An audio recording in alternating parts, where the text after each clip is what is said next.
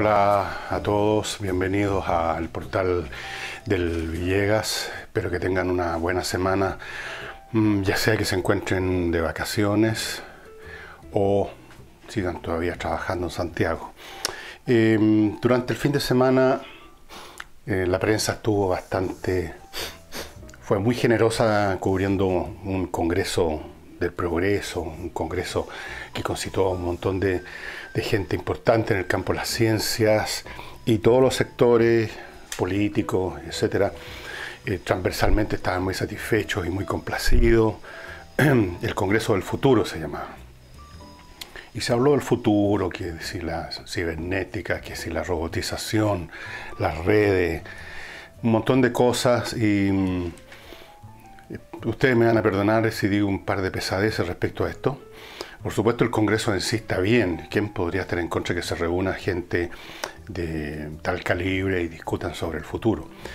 Lo que pasa es que uno, cuando ya es más viejón, ha visto en nuestro país muchos eventos más o menos parecidos, o sea, internacionales, y que concitan un montón de gente y que los organizamos más o menos bien y que nos quedamos muy complacidos. Me acuerdo, por ejemplo, en la UNCTAD, que para que se celebrara precisamente se edificó este edificio que ahora se llama Gabriela Mistral, creo que está ahí en la Alameda, cerca de la Plaza Baquedano. No sé exactamente cuántos usos tiene ahora, pero bueno, ha sido un aporte para el país. Pero también en ese evento, que fue un poquito antes, un año antes creo de que viniera el golpe militar, fue el 72, finales del 71 por ahí, y hubo muchísimas reuniones y los funcionarios internacionales hacían nata en Santiago. Y los restaurantes hicieron muy buen negocio, las tiendas que venden corbata hicieron muy buen negocio, las camiserías. Y se habló mucho y se hizo mucho, pero eso no cambió la historia nuestra ni la historia del planeta en absoluto. Y eso se puede decir de muchos congresos de este tipo organizados en Chile. En nuestro país se habla del Congreso del Futuro ahora y salen todos, digamos, chorreando complacencia. Pero lo único que tenemos funcionando en Chile, y no solamente unos días, sino que todo el año, es un congreso del pasado. El Congreso, me refiero al Poder Legislativo, que mira hacia atrás, con gente que mira hacia atrás, con gente que enarbola consignas del año de la Ñauca, con los mismos lemas de siempre, con prácticas de siempre. Entonces, esto es un autoengaño en muchos sentidos, como tantas asambleas de esta clase. La pregunta es, ¿en qué se traduce o se puede traducir, aunque sea levemente y aunque sea a muy largo plazo, en educación esto? Esto del Congreso del Futuro.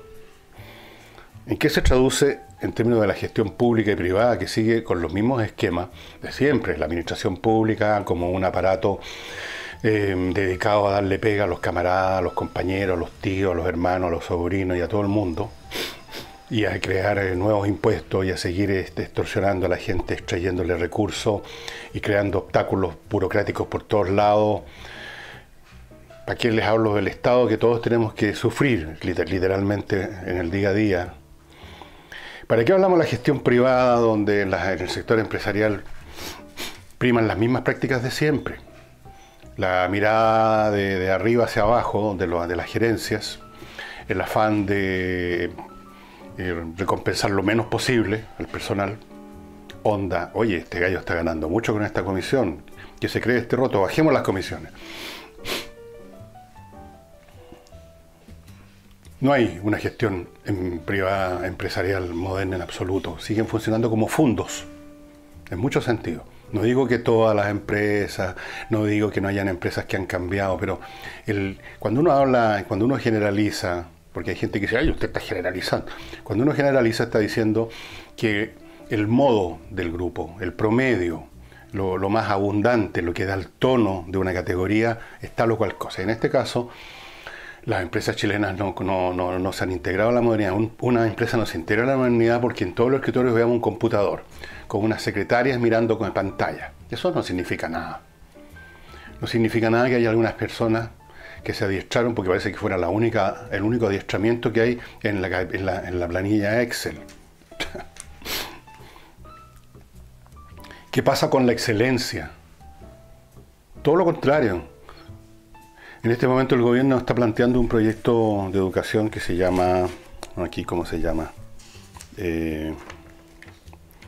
admisión justa. Admisión justa, en donde hay un elemento muy importante de selección del mérito, el mérito, es decir, darle preferencia para enrolar cuando hay cupos limitados, darle preferencia a aquellos muchachos que han demostrado en los hechos que son más capaces y más esforzados y más diligentes y más interesados en estudiar que otros. A mí me parece de cajón una cosa así. En toda sociedad de estas cuyos científicos vinieron a este Congreso del Futuro, y seguramente en la carrera de todos esos científicos que vinieron vamos a encontrar el mismo elemento. Son hijos de la meritocracia estudiantil.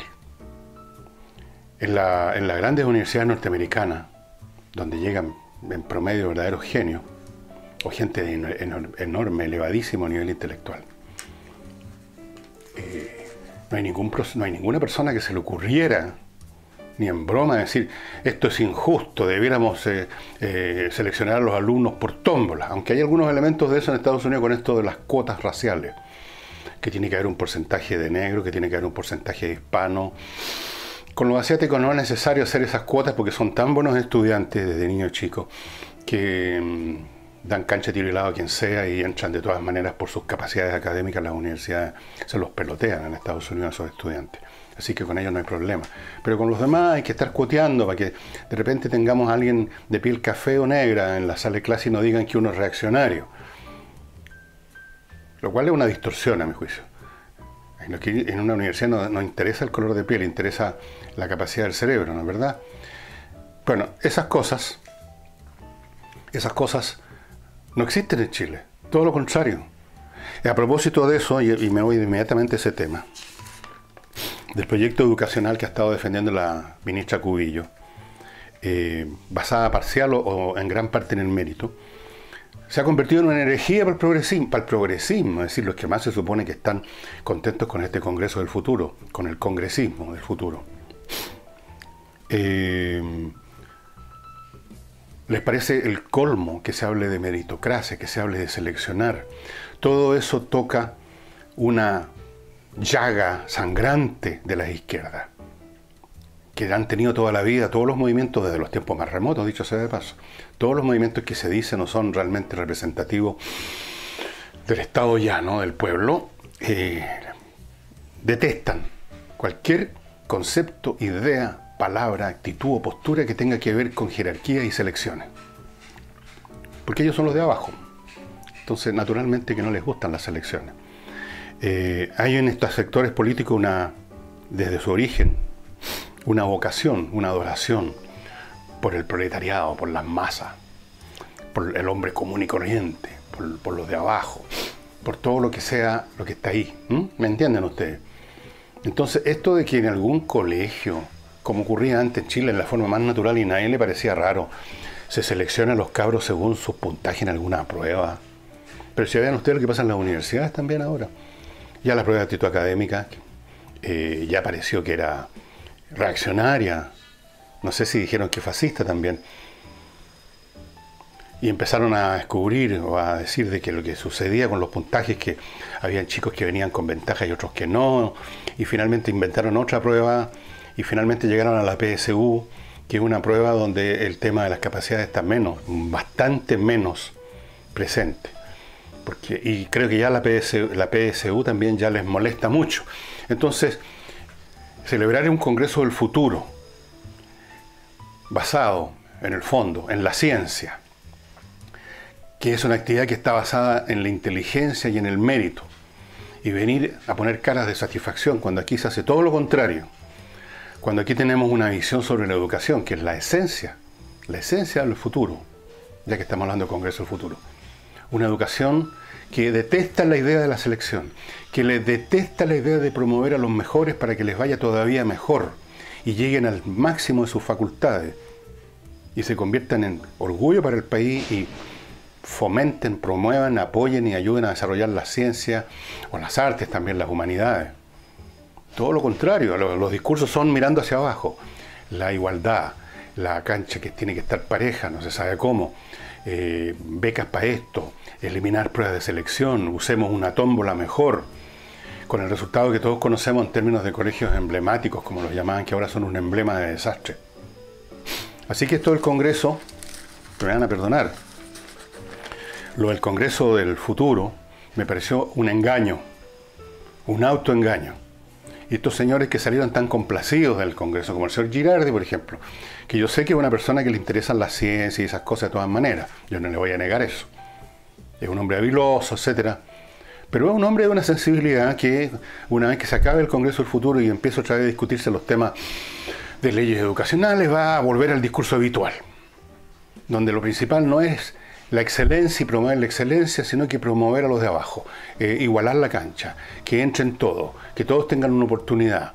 Y entonces el país pierde recursos, pierde tiempo y pierde esfuerzo en darle oportunidades a veces a cabros que no tienen el más mínimo interés en estudiar, que no tienen cerebro para estudiar. Digámoslo de frentón. Digámoslo de frentón. Si no todos están capacitados para estudiar en la universidad. Y dentro de la universidad no todos están capacitados para estudiar astrofísica, por ejemplo. O ingeniería eléctrica. No están nomás, pues. Hay que reconocer los hechos. Si eso no hay ningún problema. Si uno nació con ciertas capacidades y tiene que sacarle el máximo partido donde pueda. Y una sociedad inteligente, una sociedad que efectivamente mira al futuro, ve el modo de ayudar a todo el mundo a que alcance el máximo de sus posibilidades sin tratar de inventarse el cuento de que todos podemos ser astrofísicos. Que todos tenemos derecho a entrar al mismo colegio de excelencia, aunque seamos pencas como estudiantes, como personas, como niños, aunque seamos vulgares, aunque seamos porros. Así que lo del Congreso Futuro, como la UNCTAD que yo vi de cabro, más joven, no de cabro, y otros eventos que se han celebrado son lo típico chileno, que nos gusta aparentar. Por Dios que nos gusta aparentar. Por Dios que nos gusta que gente de afuera y que diga, oye, los chilenos que organizaron bien este asunto, mira que están interesados en estas cosas. Siempre nos ha fascinado la idea de impresionar a los extranjeros desde la época de la colonia. ¿Qué te digo yo? Desde siempre. Vamos a impresionarlos para que vean que somos civilizados, que estamos interesados en la robótica. Y de vez en cuando los candidatos, me acuerdo, a las elecciones presidenciales hablaban de la robótica, de la cual no tienen la más mínima idea. No sabrían programar un programa de Basic para niños chicos. Nos gustan las apariencias, vivimos en las apariencias chapaleando en un festival de imágenes y de pretensiones que no tienen ningún fundamento. A ver si en una de esas, por milagro, este Congreso del Futuro se traduce en Chile en algo que promueva el futuro realmente en términos de promover a la gente, en este caso los jóvenes estudiantes más brillantes, para que lleguen al máximo de sus capacidades en nuestro país y no tengan que irse exiliados literalmente a otro país, a Silicon Valley, a Europa, a Alemania, que sea donde sea. Porque aquí en Chile lo único que se encuentran, como le pasa a todas las personas inteligentes, es con la envidia, con el chacoteo, con los ataques, con la falta de apoyo, con el ninguneo, que es la técnica que se usa ahora. Uno no existe. Así que, ¿saben lo que pueden hacer con el Congreso del Futuro? Ya saben. No nos enojemos tanto, pero en realidad, cuando uno tiene la edad que yo tengo, ya ha visto ya bastantes cosas, uno empieza a perder la paciencia con estas representaciones escénicas de futurismo, de modernismo, de progresismo, de ciencia, de arte. Nosotros en Chile hemos producido gente notable en todos los campos. Pero esa gente notable se ha tenido que ir en algún momento fuera de Chile. O si no, no habrían sido notables. Siempre he dicho, si Claudio Arrau no hubiera sido enviado a estudiar cuando era un niño prodigio a Alemania, si se hubiera quedado en Chile, habría terminado tocando el piano en Sábado Gigante. Cuando mucho, con Cueva. Y ahora vamos a nuestros auspiciadores. Les quiero recordar, estimados amigos, ya está empezando a hacer calor a esta hora en que estoy grabando, son las 9:24 aquí en mi casa, en la suya también, la hora es la misma para todo. Ya hace calor. Climo es la solución para el calor, es la solución para el frío, es la solución para el polvillo en el aire, es la solución para su presupuesto, es la solución para tener el clima que usted quiera, en el recinto que usted quiera, su casa, departamento, oficina, fábrica, negocio, donde quiera. Tener el clima que usted quiere.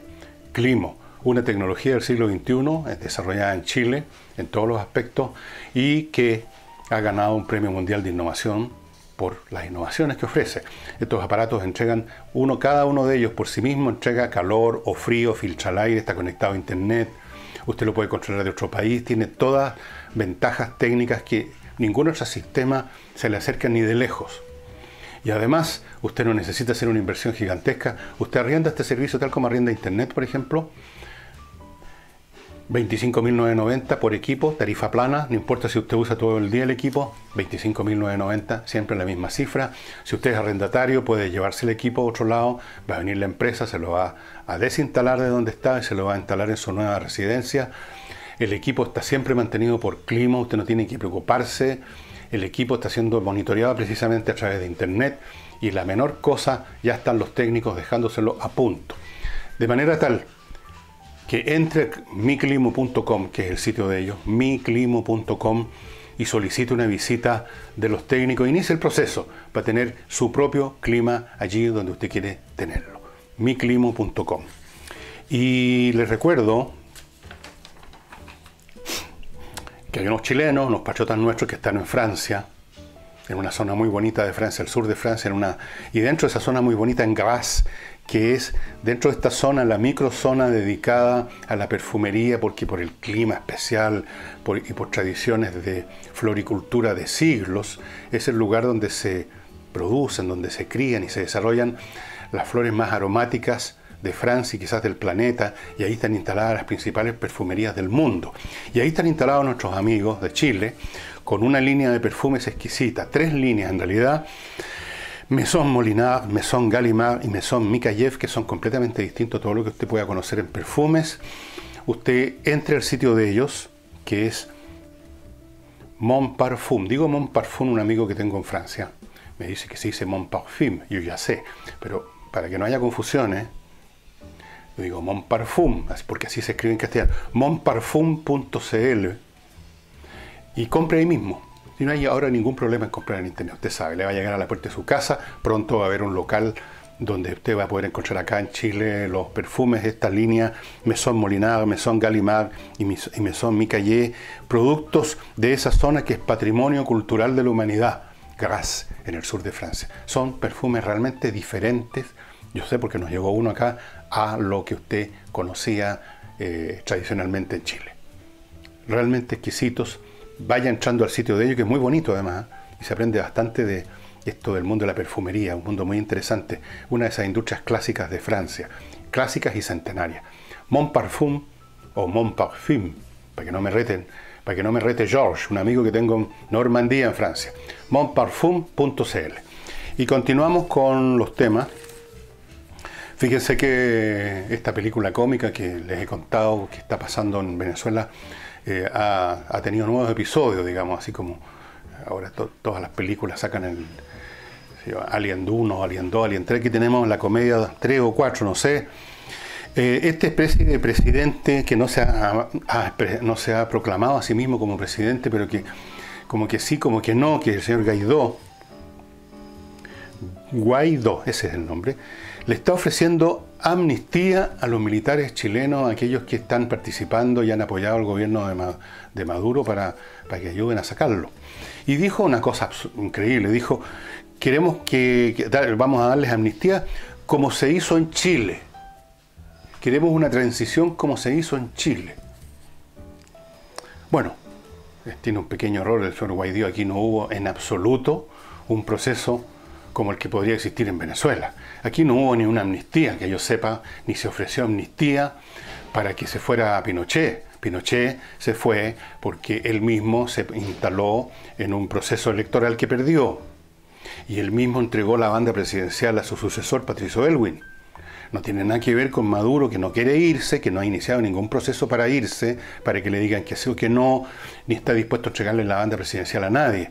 Primera cosa. Segundo, por lo mismo aquí no se ofreció amnistía, no había que ofrecerle amnistía a algunos militares para que echaran a Pinochet. Aquí no hubo amnistía, ni se habló de amnistía. Lo que pasó después es que empezaron a haber procesos para juzgar a aquellos militares que estaban involucrados en atentados a los derechos humanos. No hubo en ningún caso una amnistía. Todo lo contrario, hubo procesos judiciales. Nunca se hablaba de amnistía, ni siquiera para los viejos que están condenados y a punto de morirse. Nada de eso. No tuvo nada que ver el proceso chileno con lo que podría ocurrir en Venezuela. Es que echan a Maduro a la fuerza o por las buenas o amenazándolo, y llega este otro caballero y le ofrece esta amnistía que es como una especie de soborno a los militares para que dejen caer a Maduro. ¿Qué tiene que ver con Chile? Nada, nada. Son transiciones opuestas, completamente distintas. De hecho, la transición chilena en cierto sentido, o más bien dicho, no en cierto sentido, totalmente fue un proceso que no se había visto nunca inédito. Lo que pasa en Venezuela no va a tener nada inédito, el hecho del dictador que se tiene que salir arrancando en un avión con su séquito y irse a otro lado, exiliado, eso, y por presión militar directa o indirecta, eso es más viejo que hacer pipí para adelante en realidad. Es curioso que un presidente alternativo como Guaidó desconozca tanto la historia política. La historia política de Chile debería conocerla, ya que la menciona, ya que la cita. Y es curioso también su pura existencia, ¿no? Sí, es curioso esto de un presidente alternativo que incluso hace ofertas, las amnistías, que hace proclamas, que llama a asambleas, y sin embargo no se ha declarado presidente. ¿Qué clase de presidente es este? Y también no deja de ser curioso que el gobierno de Maduro, ante este señor, que en el fondo es un subversivo, podríamos decir, en el nivel político, no lo detengan. ¿Qué es lo que se está negociando? ¿Qué está ocurriendo tras bambalinas? Se pregunta uno. ¿Qué es lo que hay detrás? ¿Qué negociaciones se están llevando a cabo para que se dé esta situación súper realista de dos presidentes? Uno que prácticamente nadie en el mundo lo legitima, lo reconoce, y que hace unos discursos locos de que es capaz de viajar por el tiempo. Otro, Guaidó, haciendo referencias y citas equivocadas y llamando y ofreciendo amnistía, y no es presidente. Está actuando como una especie de presidente en la sombra, una cosa así, como en el gabinete británico en la sombra. Ahora, estas cosas curiosas, estas contradicciones, estas situaciones incoherentes que coexisten en el tiempo, estos poderes duales, fíjense que no son tan raros en la historia política mundial en estas instancias de cambios de gran calado en un país. Mientras pensaba esto anoche me acordé de algo que debiera haberme acordado más rápido, porque es un tema que yo he estudiado bastante, que es la Revolución Francesa. En la Revolución Francesa también hubo al principio, siempre al principio en estas cosas hay estos elementos, hubo también elementos de farsa. Hubo un momento en que el rey Luis XVI, que todavía era estimado por una buena parte del público parisino, que era el que llevaba la voz cantante en la Revolución Francesa, era aplaudido, y en algún momento en una manifestación, cuando él quiso hacerse el que era el rey progresista, que estaba con el proceso también, salió hacia un balcón con el gorro frigio, no con la corona de rey, sino con el gorro frigio, que era un gorro medio curioso y como un gorro de dormir que usaban los revolucionarios franceses. El gorro frigio. Y se vieron otras cosas así incoherentes por la coexistencia de cosas imposibles. Por un lado estaba la monarquía y por otro lado estaban estas asambleas, la convención, la asamblea legislativa, la que le tocó en ese momento, hubo tres, que estaban en una parada democrática, republicana, llamémoslo así. Entonces estas coexistencias, estas fases en que las partes todavía no pueden o no quieren o no se atreven a forzar las cosas hasta su punto lógico, y entonces coexisten cosas raras, no es curioso. Y en nuestro país tuvimos algo similar. El 18 de septiembre de 1810, que celebramos como el Día de la Independencia, fue también un elemento un poco de farsa, porque los que participaron en ese cabildo abierto hacían como que en el fondo se estaban reuniendo para sustituir momentáneamente, transitoriamente, a la monarquía española, porque el monarca español estaba en manos de los franceses, de Napoleón. Entonces, mientras estaba preso el rey, vamos a hacernos cargo, pero obviamente estaba tácito que una vez que las cosas se normalicen y el rey español vuelva a reinar, entonces supuestamente la junta de gobierno ya no va a ser necesaria. Y en el fondo, en esa junta de gobierno, una parte considerable, no sé si la mayoría, pero una parte sustantiva, esto yo lo cuento en mi libro sobre historia casi secreta de Chile, había gente que estaba en realidad por la independencia total, pero no había ninguno de los dos bandos deseos, ganas o audacia o decisión suficiente para empujar las cosas hasta el fondo y decir de frente: ¿saben qué más? Esta es la independencia de Chile. este país va a ser independiente, va a ser una república. Y los otros, no sé, pocos se atrevían a decir, ¿saben qué más? Esto es por ahora nomás, de frentón lo decimos aquí y ahora y pónganlo firmado, esto es por ahora nomás. Y se llevó a cabo esa junta con esta cosa ambigua en que sí y que no, unos haciendo como que y otros haciendo como que también. Así es que la comedia, la farsa deriva, casi ahora que lo pensamos un poquito, es un elemento intrínseco a la primera fase de un proceso de cambio institucional o político importante. Porque las partes todavía no han llegado a la etapa de la decisión, de la voluntad o de la necesidad de llegar al final del camino y de presionar las cosas a fondo. Y entonces se mantienen estas situaciones ambiguas que por serlo y por tener elementos contradictorios también ofrecen muchos aspectos cómicos, de comedia. Así es que ahí empecé a entender un poco más lo que está pasando en Venezuela. Ni uno se atreve realmente a decretar que Guaidó es el verdadero presidente y por lo tanto saquen retobado al señor Maduro y que vaya las Fuerzas Armadas a sacarlo y si es necesario que luchen contra la parte de las Fuerzas Armadas que lo quiera defender. No quieren llegar a eso. Y Maduro por su parte tampoco quiere llegar, en vista además de la situación como lo está mirando el mundo a él, todo el mundo, la OEA, las Naciones Unidas, lo que sea. Tampoco se atreve, digamos, a mandar un destacamento de policía que tomen a Guaidó y a toda la gente que lo rodee y los metan en una cárcel. Entonces, en esa situación en que no hay de indecisión de todas las partes, tenemos estas escenas de broma, realmente de broma. Les cuento ahora, estimados amigos, antes de seguir con el programa, que con mucho gusto quiero decirles que por lo menos por un tiempo va a estar con nosotros de vuelta. Debía haber partido el sábado con esto, pero se me fue. Perdón. ¿Se acuerdan de esto? Sí, ¿no es cierto? Y quizás muchos de ustedes ya se inscribieron y han estado y están recibiendo todos los meses porque aquí les voy a mostrar solo dos saquitos bonitos como este, con vinos exquisitos como este. Este se llama Las Niñas Gran Reserva, un Syrah Mourvedre. Esto no lo conocía. Del año 2014. ¡Wow! Esto debe estar, pero de tomárselo. Usted se inscribe en el Club Explora, ya conoce el procedimiento. Paga una cantidad súper razonable todos los meses. Muy pequeña, usted la está viendo a mi izquierda.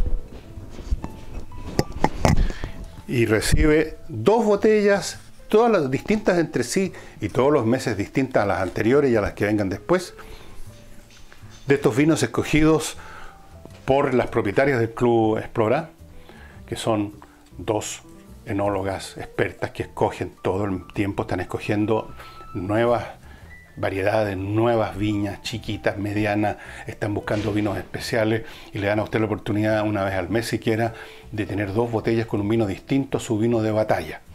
Y eso es todos los que nos gusta el vino tinto, y yo creo que somos la mayoría de los chilenos y chilenas, nos gusta eventualmente cambiar, probar un vino distinto. Y esta es su oportunidad de hacerlo con vinos que usted tiene la garantía que son de excelente calidad. Así es que usted está viendo a mi izquierda los datos, el Club Explora, es muy fácil matricularse en este club, ser miembro de este club exclusivo, pero que no es, digamos, inalcanzable ni mucho menos. Y va a disponer de estos vinos que van a llegar a su casa. Van a llegar a la dirección que usted solicite, digamos. Así que ya sabe, Club Explora. Y les recuerdo, estimados amigos, que usted tiene una oportunidad de comprar joyas realmente preciosas en Baumex. En el sitio baumex.com usted va a encontrar todo lo que tenga que ver con joyería de la más excepcional calidad. Va a encontrar pulseras de Charms, va a encontrar platería con cristales de Swarovski. Le tenemos platería italiana, la nueva línea Moonlight de plata esterlina y piedra luna, que ya les conté lo que es la piedra luna, las exclusivas joyas de Bohème, la línea Bohème de este origen español con un diseño distinto, oriental, las urbanas y masculinas joyas de plata de palo, otra variante de la plata, y naturalmente la platería mexicana. Todo esto con los precios muy especiales de Baumex. Vaya a baumex.com ahora mismo, una vez que termine el programa, baumex.com, eche una miradita, se va a sorprender la variedad y la belleza de las joyas que ofrecen. Los compra en línea, llegan a su casa, puras ventajas por donde usted lo mire. Así es que bowmex.com, como digo siempre, no cuesta nada informarse y ver lo que hay en el mercado. Y aquí le estoy dando el dato bien preciso, bowmex.com. ¿Qué más tengo? Teníamos en Venezuela otro capítulo más.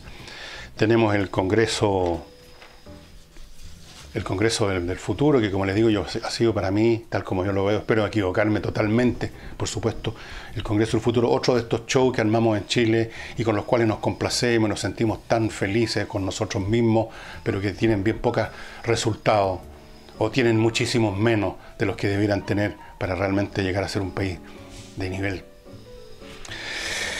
Y otro tema que tengo acá, que no sé si voy a alcanzar a tratarlo,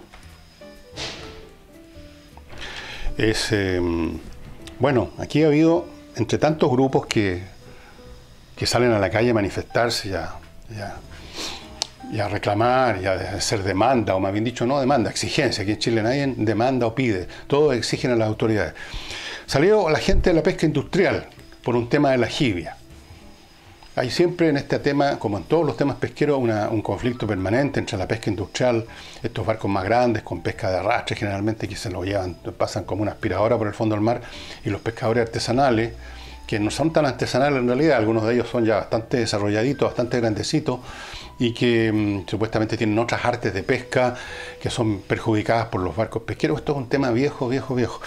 Bueno, la gente de la pesca industrial es la que está molesta, y apareció un dirigente empresarial, no un pescador con el remo al hombro, un dirigente industrial muy molesto con lo que está tomando, las decisiones que está tomando el gobierno en esta manera, que a su juicio son propias de un gobierno populista y débil, dijo.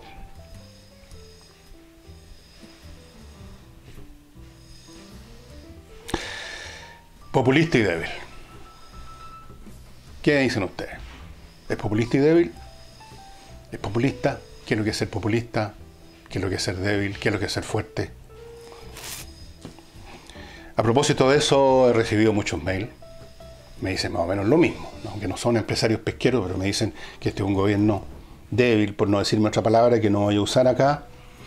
Yo mismo he dicho que este es un gobierno que ha tenido actitudes y conductas cobardes, como por lo demás toda la clase empresarial chilena, dicho sea de paso, en muchas cosas. Están cagados de susto. Ahora, y yo también me irrito, como se irritan todos, o muchos, ante esta debilidad, ante esta cobardía, ante estas indecisiones, ante este estarle siempre poniéndole mi carita, digamos, a la izquierda en el fondo.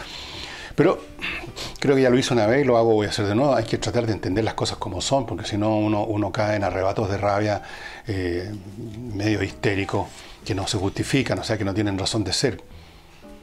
Como la persona que empieza a patear el auto porque no le funciona. Hay que ver qué es lo que está pasando. Y lo que está pasando es que el gobierno simplemente no tiene otra alternativa más que hacer lo que hace. A menos que usted pretenda que el gobierno actúe como actuaba el gobierno de Pinochet en la época de las protestas.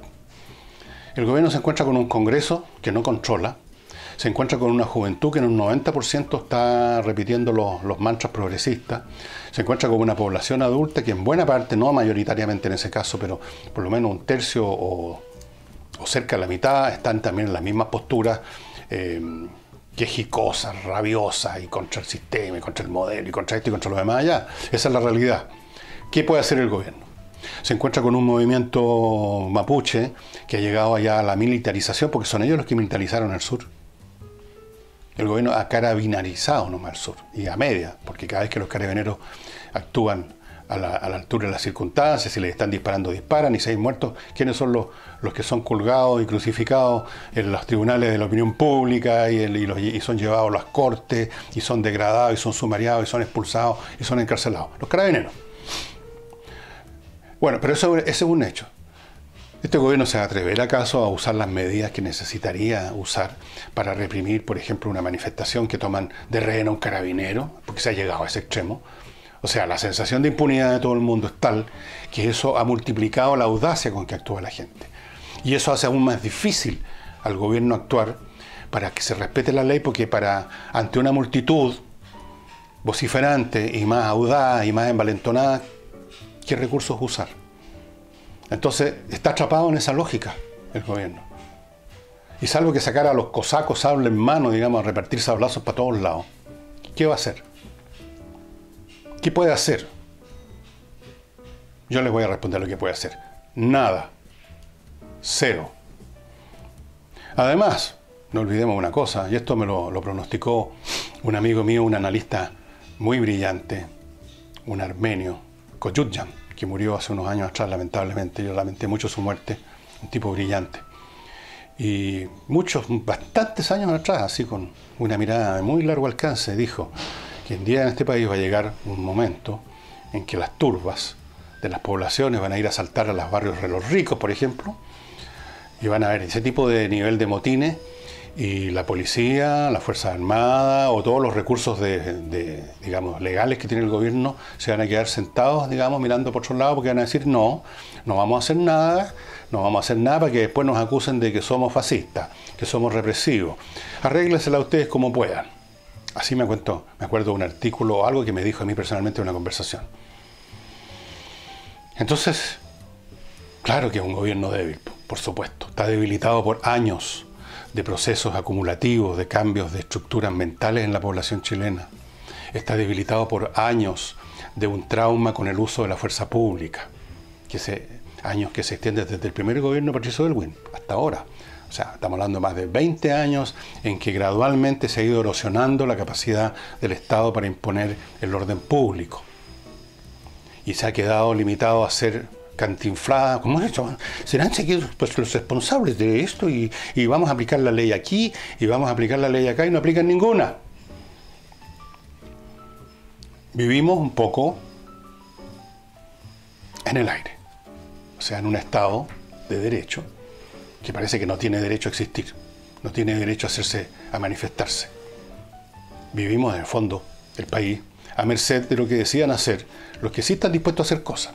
Es decir, la CAM, los sindicalistas más combativos, para decirlo fino, los jóvenes más decididos a zapatear arriba del rector de una universidad.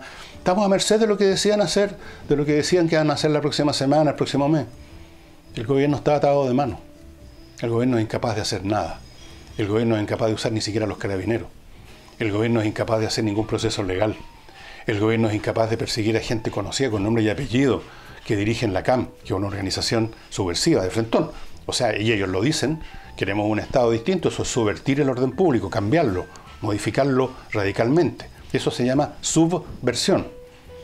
No es capaz de hacer nada al respecto. No es capaz ni siquiera de poner en orden a escolares que se tomen en un colegio. Y cuando llegan a actuar, a veces más bien por decisión de mandos medios, a lo mejor un alcalde, a lo mejor de repente un oficial de carabineros que finalmente ya hasteados actúan, entonces se produce un escándalo y el gobierno vuelve a iniciar procesos sumarios y cosas que vuelven a debilitar la fuerza, la capacidad del Estado para imponer la ley y el orden. Esa es la situación. Y no veo qué remedio tiene eso. Realmente no lo veo. Y finalmente, creo que ya me estoy pasando un poquito, pero cada día me paso un poco más. Quizás mañana me voy a dedicar más tiempo a hablar de la crisis de este movimiento español, que es muy parecido al Frente Amplio en muchas cosas, que se llama Podemos, y que llegó a demostrar que no pueden hacer nada en realidad, que Podemos tiene muy poco. Ya sus dirigentes principales, que eran los típicos dirigentes de estos movimientos, que son jóvenes, glamorosos, barbita y bigote y anteojos, supuestamente intelectuales, los cerebros pensantes, gente empapada en toda la cantinflería glamorosa de los neomarxistas de los años 50 y 60 franceses, gente que leyó demasiado a Foucault, a Derrida y a otros personajes de eso, entendieron a media y creen que se puede gobernar un país con toda esa sofistería intelectual tan francesa. Tan francesa. No se puede. Entonces los que dijeron Podemos no pudieron, porque nunca se ha podido gobernar ni gestionar nada simplemente sobre la base de un estado emocional, que es la ira en este caso. No se puede gobernar simplemente porque hay gente que está molesta o enojada. ¿Cuál es el programa de gobierno que sale de eso? Ni uno, pues. Y ahí están, ahora se están desintegrando como resultado de su propia impotencia. La impotencia de los que Podemos. Y aquí en el Frente Amplio estamos viendo el mismo proceso. Llegaron al poder no vehiculados por la rabia, quizás tan directamente, pero vehiculados por la molestia, qué sé yo, porque el público está lateado con los políticos tradicionales, porque ya a la gente no le gusta la izquierda clásica, porque la gente le carga a la derecha. Entonces llegaron estos jóvenes de mejillas sonrosadas, debajo de las barbas y bigotes que son ahora, digamos, el uniforme facial estándar de los jóvenes, y las niñas y todos con los ojos en blanco y tomados del brazo venían a salvar el Chile. Pero con eso, con estados de ánimo, no se hace nada. Y ahí tenemos al Frente Amplio rizando el rizo.